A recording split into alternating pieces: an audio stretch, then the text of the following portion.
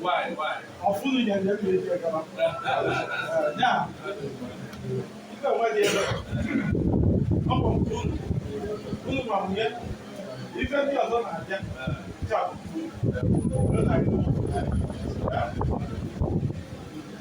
Pick up the things in the room. Peter.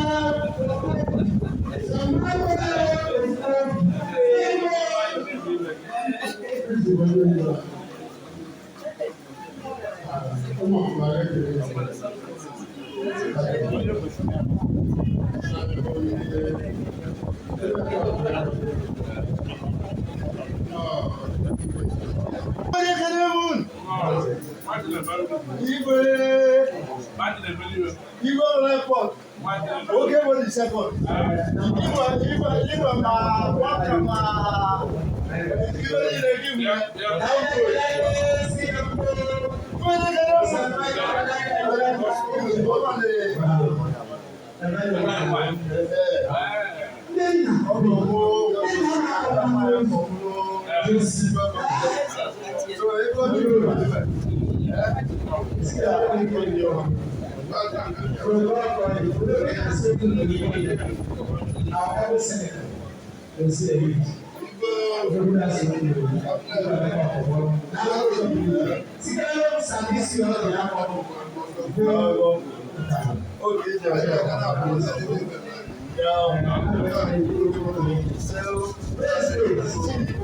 Mr. Augustine dearly,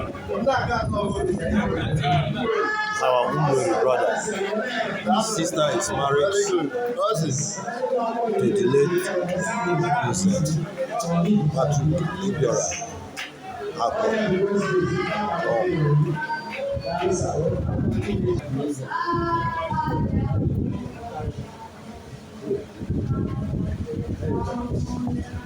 His Majesty Emeka and the Royal Cabinet at the Accord of Residence here at Ogbunike.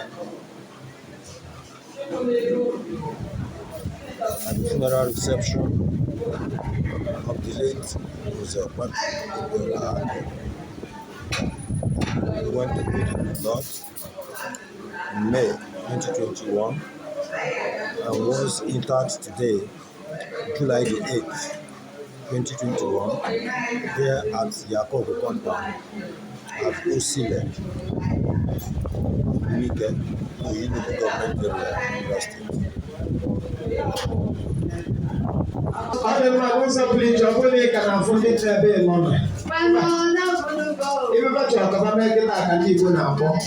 N'onye ji olulu bụ aha na-eburusi ya n'ọbụla mgbe onye ejiburu obu ka ọ sị gara bụrụ ndị mpa ji obu ebe ọ bụ na-emebego ga-emeruo n'isi. We are witnessing the funeral ceremony here at Ogbunike, local government area, Anambra State. It is the funeral of the late Patrick Obiora Akon. Here at Ogbunike, local government area, Anambra State.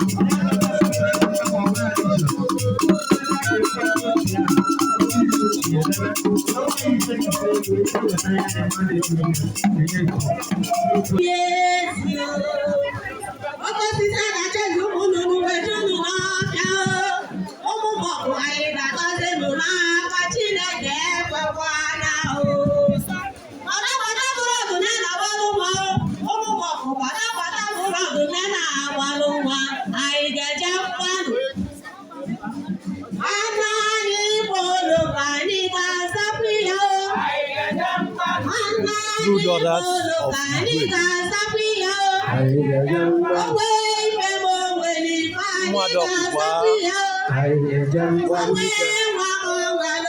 Ogbunike is the oldest of the 3 sons of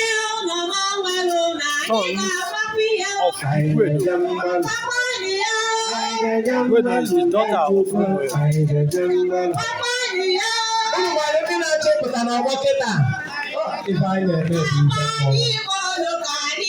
Ogbunike, Okusu, and Nando, together with Umwere, form the Igwedo clan of blood relations.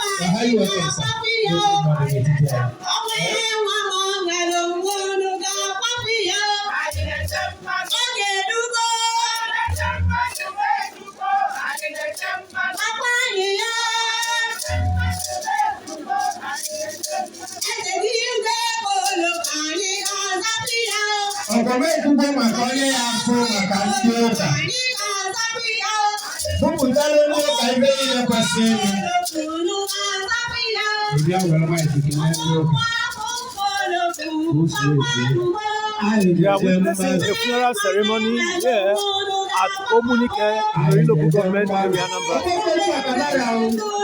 The Center for Research in Igbo History and Culture, and today is Thursday, the 8th of July 2022.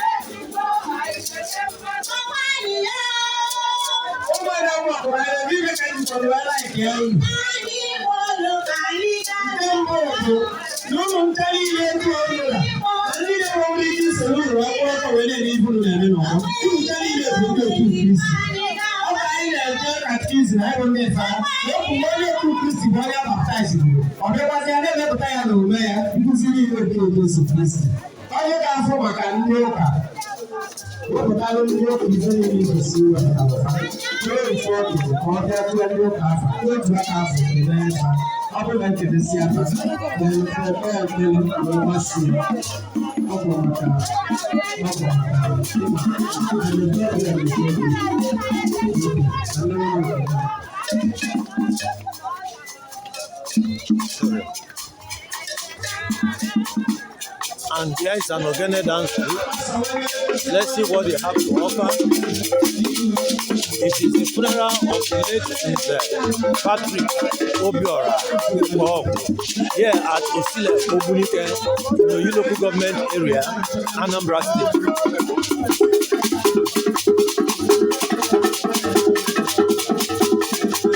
Center for Research Igbo History and Culture, bringing you the funeral of the late Patrick Obiora. Yeah, the Ogbunike in the document.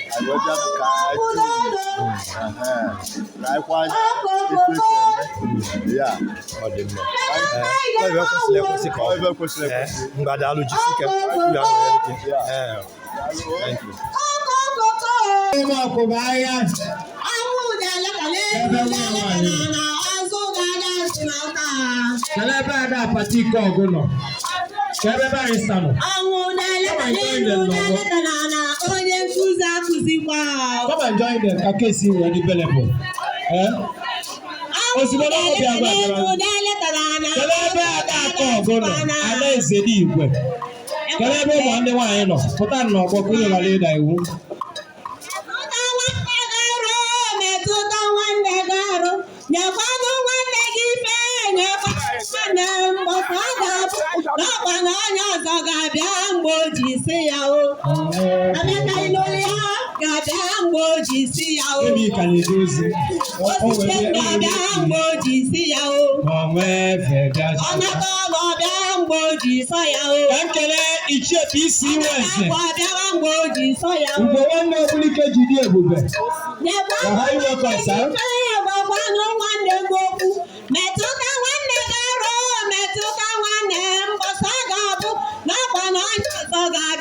mgboji sọ ya o. Ọ tesi udo bịa mgboji si ya o. Ọ tesi ụlọ bịa mgboji sọ ya o. Mgboji si ya o. Osise ike ọbịawa mgboji sọ ya o. Ọ nata agụ ọbịa mgboji sọ ya o. Ọ nweta efe ọbịa mgboji sọ ya ma ọ nwee efe bịa chacha. Ọbụla ọ ga-aya agbasa egwu agbasa. A na-agbakọ agbakọ bụrụ oke KOGGU ekenekwa anyị.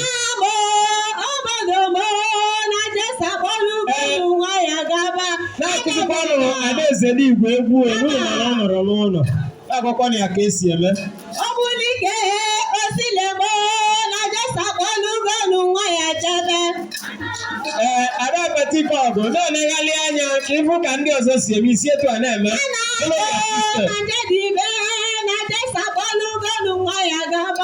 Etu a bụ foto mpa anyị n'aka ị na-eti mma ọ na-ara ga ije gị nke ọma ịma na ndọgbu onye oto ogologo onye kwesịkwa icheta bụ ibe okwu ọ na-ara o. Yes.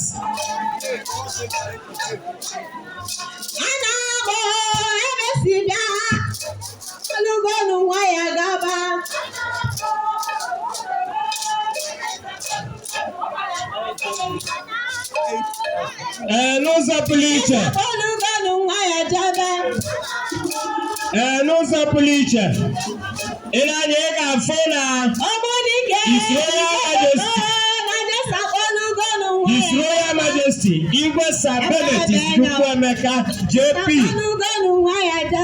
Okebo the second n'Ụmụeri onye na ndị kabinet ya dị wee bịa kaba na onye na-esi n'ụlọ ndị be KOGGU wee sefa dị ya na ndapụ eze dị igwe rapụrụ anyị odozi aka igwe ekele m gị agbala ndị mma bụ n'iru ka ọ na-akwụ gị daalụ ụlọ. Ogbunike, daughter and member of the Royal Cabinet, widow of the late Patrick Obiora. Nke a dị mma. Royal Majesty Chukwuemeka Okebo second of Ogbunike. Consoling Mrs. Angelina, widow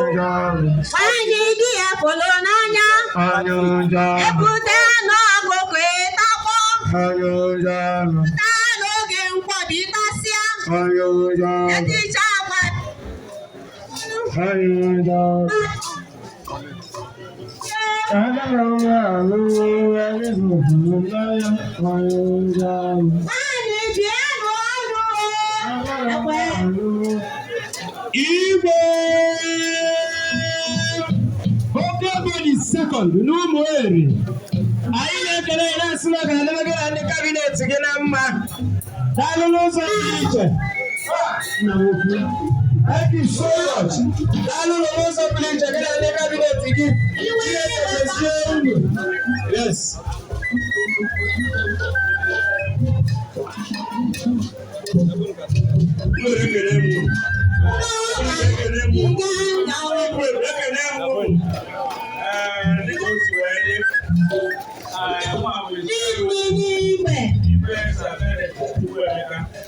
Okebo ọrụ Ụmụeri, Ụmụeri.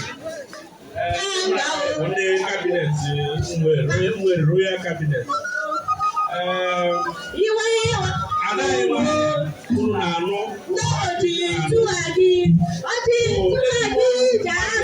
ezigbo onye Ụmụeri. Ọ jere ije dị n'Ogbunike, olozoro be anyị. Ọ na-ajụ ese steeti ọmara ebe a na-eme.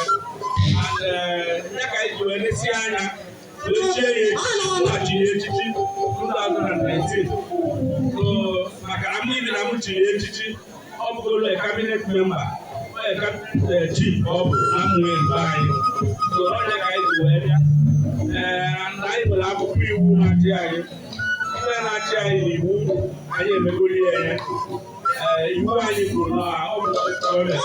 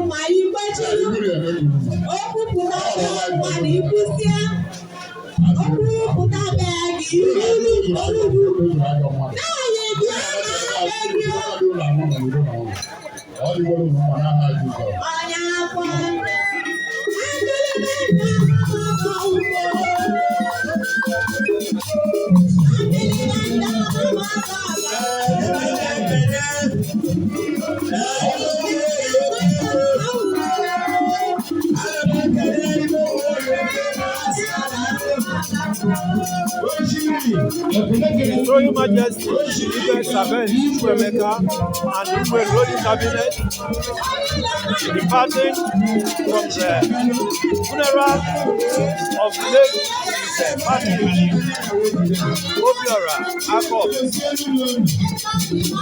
here at Osile Ogbunike in Ogene local government area, Anambra State.